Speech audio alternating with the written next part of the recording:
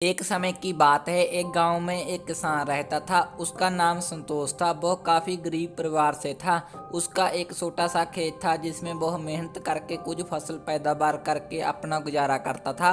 एक दिन वह उस खेत में मेहनत कर रहा होता है और पानी के लिए जमीन की खुदाई करता है, तो जमीन के अंदर से एक बहुत बड़ा मटका निकल आता है। संतोष उस मटके को देखकर हैरान हो जाता है। उसे समझ नहीं आता है कि इतना बड़ा मटका आखिर किसका हो सकता है।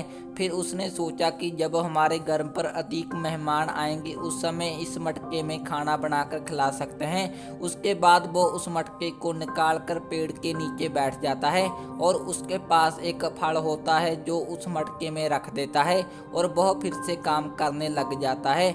कुछ समय बाद वो देखता है कि उस मटके में एक नहीं बल्कि 100 फल हो जाते हैं। संतोष समझ जाता है कि ये कोई साधारण मटका नहीं है, ये एक जादुई मटका है और वो उसे घर ले आता है और अपनी मनचाही चीजों को उसमें डालकर 1 से 100 गुना बना लेता है।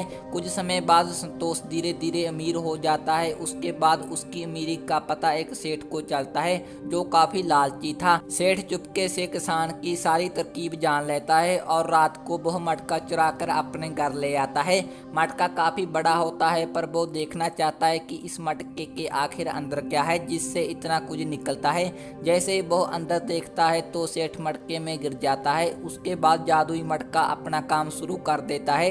एक सेठ से 100 सेठ बना देता है। उसके बाद वो अपने घर को लेकर लड़ने लग जाते हैं, एक दूसरे को मारने लग जाते हैं। अधिक लड़ाई होने के कारण सभी एक दूसरे को मारकर खत्म हो जाते हैं। दूसरे दिन जब संतोष को पता चलता है कि उसका मटका नहीं है, वह सेठ की ओर जाता है तो उसे पता चलता है कि काफी सेठ मर चुके हैं। संतोष सारी बात समझ जाता है और उस मटके को उठाकर नीचे गिरा देता है जिससे वह मटका बिखर जाता है। उसका जादू समाप्त हो जाता है।